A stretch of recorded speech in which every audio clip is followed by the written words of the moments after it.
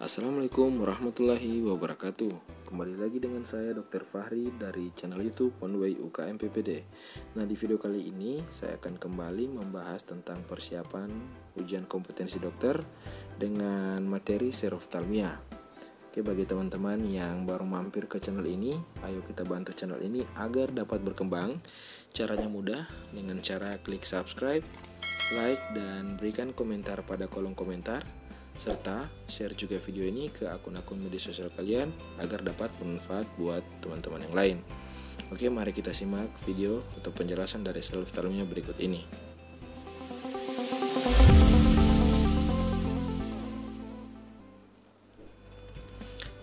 Nah, pada kesempatan kali ini kita akan membahas seroftalmia mulai dari definisi, klasifikasi, serta tata laksana dari seroftalmia. Nah, kita masuk ke definisi terlebih dahulu. Seroftalmia merupakan sebuah kondisi kerusakan jaringan akibat kekurangan atau defisiensi dari vitamin A. Nah, kemudian klasifikasi. Klasifikasi untuk seroftalmia dibagi berdasarkan derajatnya. Nah, kita akan lihat. Nah, klasifikasinya terdiri dari beberapa bagian. Yang pertama ada XN, X1A, X1B, X2, X3A, X3B, XS, dan XF. Nah, bagaimana cara agar mudah untuk menghafal dari klasifikasi ini? Nah, teman-teman tidak perlu menghafal untuk bagian XN, XS, dan XF, karena di bagian ini teman-teman bisa mengambil jembatan keledai dengan huruf di bagian depan dari X. Nah, XN berarti X naik, artinya pasien akan mengalami rabun pada malam hari atau yang dikenal dengan rabun senja. XS, huruf S ini menandakan terjadi sklerotik atau terjadi jaringan parut pada kornea. XF, F menandakan fundus, berarti terjadi seroftalmia pada bagian fundus. Nah, bagaimana dengan X1, X2, dan X3?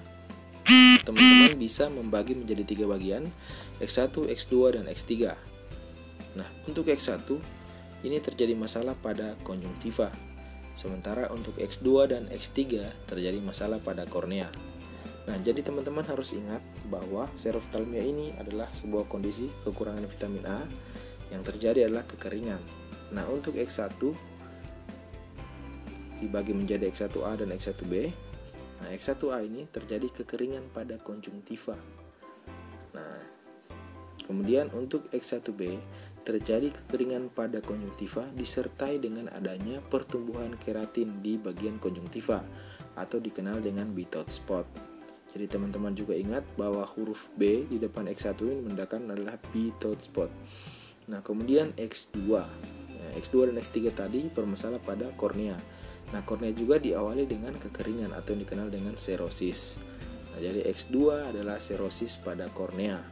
Nah, sementara X3 ini sudah terjadi perlukaan atau terjadi ulkus pada kornea. Nah, dibagi lagi menjadi X3A dan X3B. X3A terjadi perlukaan kurang dari sepertiga luas dari kornea. X3B terjadi perlukaan lebih dari sepertiga luas kornea. Nah, jadi cukup mudah ya teman-teman. Saya ulangi. Untuk XN, kita ambil huruf N di depannya menandakan bahwa ini naik atau rabun pada malam hari atau dikenal juga dengan rabun senja. Nah, sementara untuk XS adalah terjadi sklerotik pada kornea.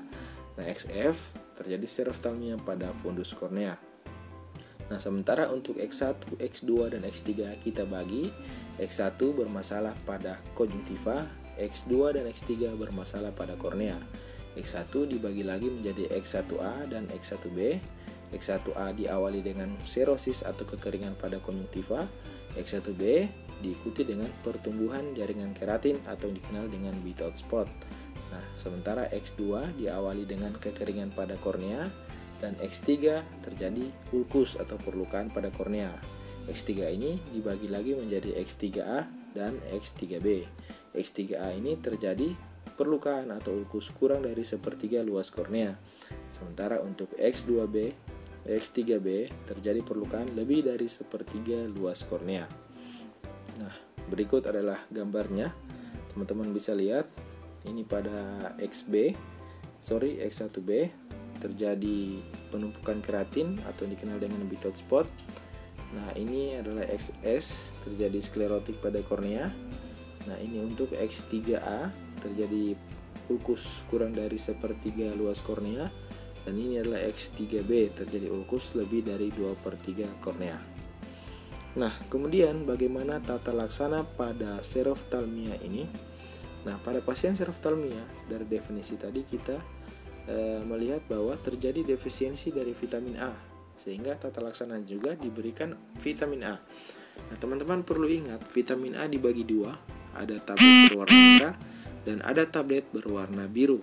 Nah, teman-teman ingat bahwa biru ini mengandung 100.000 international unit vitamin A, sementara yang merah mengandung 200.000 international unit vitamin A.